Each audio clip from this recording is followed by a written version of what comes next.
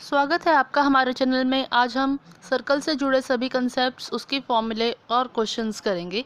इस वीडियो को ठीक से समझने के लिए वीडियो को रोटेट कर लीजिए। आइए स्टार्ट करते हैं। ये भाई आप सभी को पता है, इस तरह से शेप है, उसका नाम है सर्कल, जिसकी कोई साइड्स नहीं है, जिसकी कोई एंड्स नहीं है। ठीक है।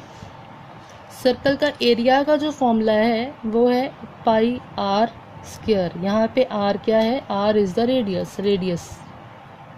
रेडियस क्या होता है? जब भी हम सर्कल ड्रॉ करते हैं तो हम उसका एक सेंटर पॉइंट रखते हैं, वहाँ से हम इक्वल डिस्टेंस पे एक आर्क ड्रॉ करते हैं। अगर आप यहाँ पे कंपास को रखेंगे और उसका एक सेम डिस्टेंस रखेंगे और फिर उसको ड्रॉ करेंगे तो वो जो पॉइंट है वो वापस यहाँ पे आके मिलेगा। वो जो डिस्टेंस है, जितना हम उस कंपास को खोलते हैं, that is known as the R. जितना भी सेंटर पॉइंट से जो डिस्टेंस है, जहाँ पे हमने लाइन ड्रॉ की है, वो हमेशा सेम रहेगा तो ही सर्कल की फिगर ड्रॉ होगी। अगर वो डिस्टेंस चेंज होता जाएगा, समझ लीजिए कि यहाँ पे इतना सा डिस्टेंस था लेकिन यहाँ पे इतना बड़ा डिस्टेंस, यहाँ पे इतना बड़ा, यहाँ पे इतना बड़ा, तो कभी भी जो फिगर ड्रॉ होगी वो सर्कल नहीं बनेगी। ठीक है। तो इसका मतलब अगर सर्कल की फिगर बन रही है, मतलब एक सेंटर पॉइंट से उसका डिस्टेंस जो है वो हमेशा सेम है, और वो जो डिस्टेंस है उसको हम बोलते हैं रेडियस। ठीक है। तो यहाँ पे एक नई फिगर इंक्लूड हो गई है, एक नया यूनिट आया है पाई। पाई की वैल्यू किसके बराबर होती है? 22/7, या फिर आप इसको कह सकते हो 3.14। जब आप इसको डिवाइड करोगे 22/7 को तो वो 3.14 के बराबर भी आ जाएगा। एग्जैक्ट फिगर नहीं होती है ये आगे डेसिमल्स होते हैं, लेकिन हम उनको इग्नोर कर देते हैं, हम सिर्फ 3.14 तक ही कंसिडर करते हैं। तो पाई एक ऐसी यहाँ पे यूनिट है जिसको हम यूज़ करेंगे सर्कल्स के एरियाज़ और पैरामीटर्स को फाइंड करने के लिए, क्योंकि इस इक्वेशन के थ्रू, इस यूनिट के थ्रू जो एरियाज़ हैं सर्कल्स के वो जुड़े होते हैं। इसलिए यहाँ पे एक नया एक यूनिट है पाई। और पेरीमीटर किसके बराबर है? पेरीमीटर को हम, सर्कल के पेरीमीटर को हम सरकमफ्रेंस भी बोलते हैं, सरकमफ्रेंस भी बोलते हैं। उसकी वैल्यू होती है 2πr। यहाँ पे जब हमने इसके सरकमफ्रेंस को काउंट किया तो वो कितना होता था? जितना रेडियस होता था उसके 2 गुना, और पाई से मल्टीप्लाई करने पे वो जो उसकी वैल्यू थी कि ये कितनी लेंथ लगेगी, कितनी लेंथ है ये पूरी, वो इसके बराबर निकली। ठीक है। तो इसको भी हमने पाई से ही डिनोट किया, इसको भी हमने यहाँ पे पाई यूनिट का यूज़ किया सरकमफ्रेंस फाइंड करने के लिए। तो circumference of the circle is 2πr। फिर एरिया ऑफ सेक्टर निकालना है। अगर हमने सेक्टर किया है, सबसे पहले कोई भी, ये पूरा सर्कल है, उसका कोई एक हिस्सा समझ लीजिए कि उसका ये वाला हिस्सा, इसका एरिया कितना होगा ये हमने फाइंड करना है। अगर तो वो कैसे निकलेगा? इस एंगल से निकलेगा। ये जो एंगल यहाँ पे रेडियस, 2 रेडियस के बीच में जो एंगल है, उससे हमारा निकलेगा एरिया ऑफ सेक्टर। ये एंगल से क्यों निकलेगा? क्योंकि समझ लीजिए अगर ये हमने सिर्फ इतनी सी जगह का निकालना हो एरिया, सिर्फ ये वाली जगह का, तो इसका एंगल छोटा हो जाएगा, तो इसका एरिया भी छोटा हो जाएगा। अगर ये पूरा एंगल जो है ये 360 डिग्री का है तो ये पूरा जो एरिया ऑफ सर्कल वो निकल आएगा। मतलब जितना बड़ा एंगल उतना बड़ा ही एरिया। तो अगर पूरे 360 डिग्रीज़ का, अगर 360 डिग्रीज़ के लिए जो एरिया है वो है पाई आर स्क्वायर, तो एक यूनिट के लिए कितना हो जाएगा? पाई आर स्क्वायर अपॉन 360 डिग्री। एक डिग्री के लिए कितना होगा? ठीक है।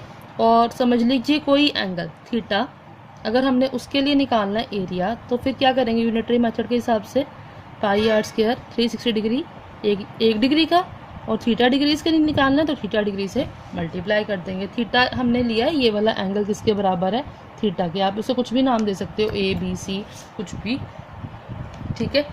तो जो एरिया ऑफ सेक्टर का फॉर्मूला हो गया वो कितना हो गया? Pi r square theta upon 360 degree. आपको समझ आ गया कि थीटा क्या है? एंगल है। जितने एरिया का हमने निकालना है, वो दोनों रेडियस के बीच में जो एंगल बनता है उसको हम बोलते हैं थीटा। तो टोटल का अगर 360 डिग्री है तो थीटा का कितना होगा, 360 से डिवाइड कर देंगे और थीटा से मल्टीप्लाई कर देंगे। सिमिलरली हमने लेंथ ऑफ आर्क निकालना हो, लेंथ ऑफ आर्क क्या है, आर्क ये वाली चीज़, पूरे की लेंथ कितनी है, वो है सर्कमफ्रेंस। अगर सिर्फ इतने से की निकालनी है तो इसके बीच में जो एंगल बनता है वो हम चेक करेंगे। सिमिलरली उसका फॉर्मूला क्या था, 2πr, उसको किससे डिवाइड कर देंगे, 360 डिग्री से, क्योंकि वो पूरे के लिए था, पूरे सर्कल के लिए, और उसको मल्टीप्लाई कर देंगे थीटा के साथ, या फिर जो भी आपने उस एंगल को नाम दिया ABC, उसके साथ मल्टीप्लाई कर देंगे तो वो हो जाएगा उस लेंथ, उतनी लेंथ का जो निकल आएगा answer, 2πr theta upon 360 degrees. अगर हमने निकालना है सेमी सर्कल का, semi circle means half the circle, आधे सर्कल का निकालना, पूरे सर्कल का निकालना, तो एरिया क्या होगा, पूरे का कितना होता है πr², तो हाफ का कितना होगा, डिवाइडेड बाय 2। और पेरीमीटर कितना होगा सेमी सर्कल का, पेरीमीटर ऑफ सेमी सर्कल कितना हो जाएगा, पेरीमीटर पूरे का कितना था 2πr, तो इसका कितना हो जाएगा, डिवाइडेड बाय 2, यानी कि πr।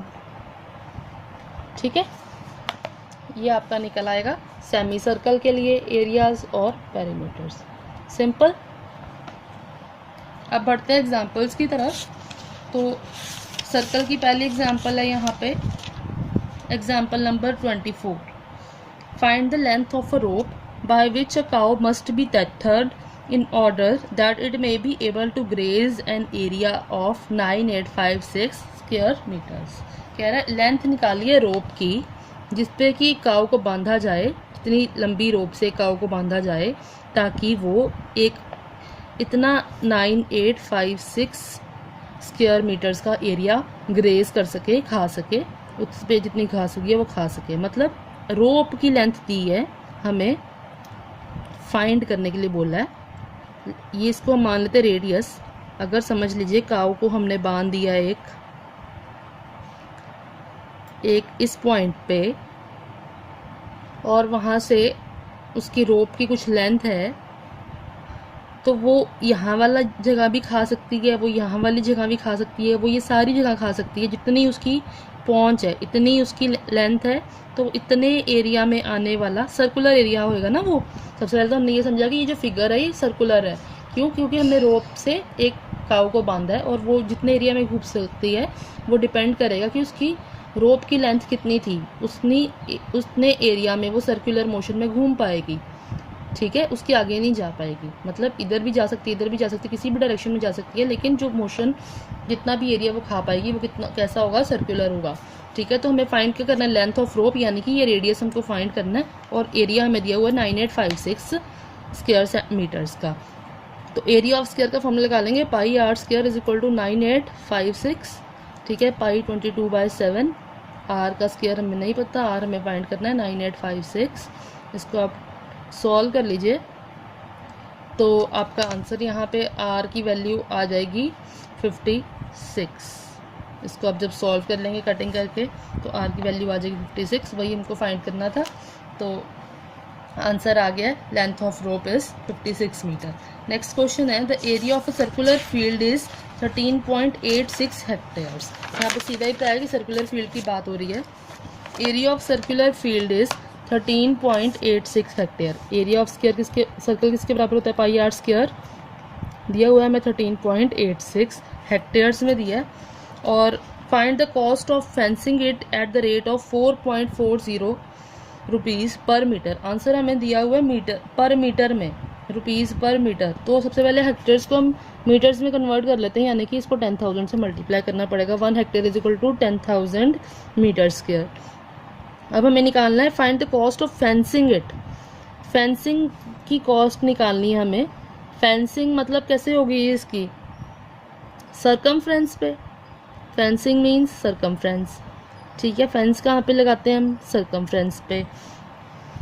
तो निकालना है हमें 2πr, हमें निकालना उसको सर्कमफ्रेंस, और कॉस्ट ऑफ फेंसिंग दी हुई है 4.40। एक की इतनी कॉस्ट है तभी तो टोटल कॉस्ट निकलेगी।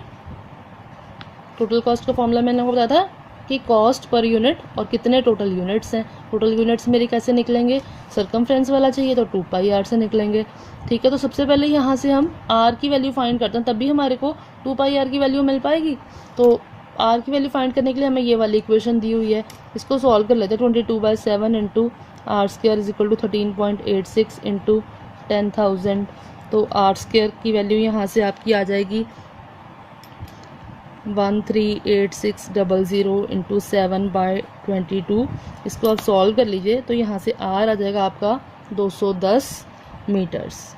ठीक है, इसको यहाँ पे पुट करेंगे 2 इंटू 22/7 इंटू 210 इंटू 4.40, तो ये आपकी आ जाएगी टोटल कॉस्ट। इस कैलकुलेशन को आप सॉल्व कर लेंगे तो आपका आंसर आ जाएगा 5808 रुपीज़। टोटल कॉस्ट कितनी आ जाएगी, 5808 रुपीज़। नेक्स्ट क्वेश्चन है, the diameter of the driving wheel of a bus is 140 centimetre. Diameter of the driving wheel of a bus is 140 centimetre. अब बात करते हैं डायामीटर क्या होता है। Diameter is equal to twice of radius. Radius के twice को बोलते हैं डायामीटर। मतलब अगर ये सर्कल है तो उसका जो डबल ये रेडियस है, तो ये जो पूरी लाइन है उसको हम बोलते हैं डायामीटर। ठीक है, तो ऐसे भी कह सकते हैं कि radius is equal to diameter by 2। यही है ना, कह रहे कि diameter of the bus is 140 centimetre. तो रेडियस कितना हो गया, रेडियस हो गया 70 सेंटीमीटर। सबसे पहले तो रेडियस निकल आया। Now how many revolutions per minute must the wheel make in order to keep a speed of 66 kilometres per hour. अब ये कह रहा है कि कितनी रेवोल्यूशंस इस व्हील को लगानी पड़ेंगी ताकि जो ड्राइविंग व्हील है बस का वो 66 किलोमीटर पर आवर की स्पीड से चले। जो बस है वो 66 किलोमीटर पर आवर की स्पीड से चले। तो यहाँ पे मैं आपको speed into time is equal to किसके बराबर होता है, डिस्टेंस के। ये वाला फॉर्मूला आप स्पीड टाइम डिस्टेंस के जब सम्स करोगे तब आपको मिलेगा। ये सबसे बेसिक फॉर्मूला है, शायद आपको आता भी होगा कि स्पीड इनटू टाइम किसके बराबर होता है, डिस्टेंस के। और स्पीड मुझे कितनी दी हुई है, 66 किलोमीटर्स पर आवर। ठीक है, तो सबसे पहले यहाँ पे ये बात करते हैं कि जो रेडियस है वो सेंटीमीटर्स में है और जो स्पीड है वो किस में, किलोमीटर्स में है। तो मुझे कोई ऐसा यूनिट चाहिए जो इन दोनों को बराबर करे। या तो मैं इसको सेंटीमीटर्स में कन्वर्ट कर लूँ या फिर मैं इसको किलोमीटर्स में कन्वर्ट कर लूँ, तो बहुत ज़्यादा ज़ीरोज़ लगाने पड़ेंगे। तो बेटर है कि मैं इन दोनों को ही मीटर्स में कन्वर्ट कर लूँ। इसको मीटर में कन्वर्ट करने के लिए 100 से डिवाइड करना पड़ेगा, तो ये मीटर्स में कन्वर्ट हो जाएगा, यानी कि 7/10 मीटर हो गया ये। ठीक है, और इसको मीटर्स में कन्वर्ट करने के लिए 1000 से मल्टीप्लाई करना पड़ेगा, 66 इंटू 1000। और पर आवर है तो इसको भी मैं कन्वर्ट कर लेती हूँ मिनट्स में। ठीक है, तो क्योंकि इसको मैंने मीटर्स में कन्वर्ट किया तो मीटर पर मिनट में ही कन्वर्ट हो जाएगा। इसको 60 से डिवाइड कर दिया, पर में था तो मिनट्स कहाँ पे आ गए, डिवाइड में आ गए। 66 इंटू 1000 अपॉन 60। ठीक है, इसकी भी कटिंग कर लेते हैं तो ये आ जाएगा 1100 मीटर पर मिनट। ये हो गई इसकी स्पीड और ये हो गया इसका रेडियस। ठीक है, अब हमें निकालना क्या है, कितनी रेवोल्यूशंस वो करेगा इतनी स्पीड को मेंटेन करने के लिए। अब मैं आपको यहाँ पे फॉर्मूला बता रही हूँ कि number of revolutions into smaller distance is equal to total distance. ये आ गया आपका फॉर्मूला। जो भी स्मॉलर डिस्टेंस है, स्मॉलर डिस्टेंस क्या है यहाँ पे, जो इसका जो डिस्टेंस है जितना ये कवर करेगा एक में, ये स्मॉल डिस्टेंस है। और टोटल डिस्टेंस को कितना कवर करना है, जो उसने हमसे कहा है कि इतनी स्पीड मेंटेन होनी चाहिए। और यहाँ पे नंबर ऑफ रेवोल्यूशंस हमने फाइंड करनी है। ठीक है, तो यहाँ पे हमने ये वाला फॉर्मूला लगा दिया। टोटल डिस्टेंस कितना है? टोटल डिस्टेंस अगर हमने निकालना हो, ये तो हमें दी हुई है स्पीड। अब मैं अगर टाइम को मान लूँ 1 मिनट, ठीक है, तो डिस्टेंस कितना हो जाएगा? 1100 मीटर। 1 मिनट के लिए निकाल लेते हैं ना। तो अगर मैं 1100 मीटर और मिनट को मैं 1 ही मान लूँ पर मिनट, और यहाँ पे टाइम को मैं मान लूँ 1 मिनट ही है ये, तो डिस्टेंस हमारा निकल आएगा। तो डिस्टेंस कैसे कितना आ गया मेरा? d is equal to 1100 metre आ गया। ठीक है, तो टोटल डिस्टेंस मैंने ले लिया 1100 मीटर। नंबर ऑफ रेवोल्यूशंस ये तो मुझे फाइंड करना है n। और स्मॉलर डिस्टेंस कितना है? ये है रेडियस, ये डिस्टेंस नहीं है। डिस्टेंस क्या होगा? जो ये घूम के कवर करेगा, रेडियस थोड़ी कवर करेगा, वो ये कवर करेगा पूरा पहिया, ये डिस्टेंस कवर करेगा। तो ये क्या होता है? सरकमफ्रेंस। तो circumference is equal to 2 pi r कितना है? 7/10 इज इक्वल टू 1100 मीटर। ये इक्वेशन बनी है मेरी। ठीक है, तो पाई की वैल्यू भी पुट कर देते हैं, n into 22 2/7 7/10 is equal to 1100। सॉल्व कर लो इसको आप, तो ये आपका आ जाएगा n is equal to 1100 into 10/44 यानी कि 11,000/44। इसको आप सॉल्व कर लेंगे तो आपका आ जाएगा 250। नंबर ऑफ रेवोल्यूशंस कितनी होनी चाहिए? 250।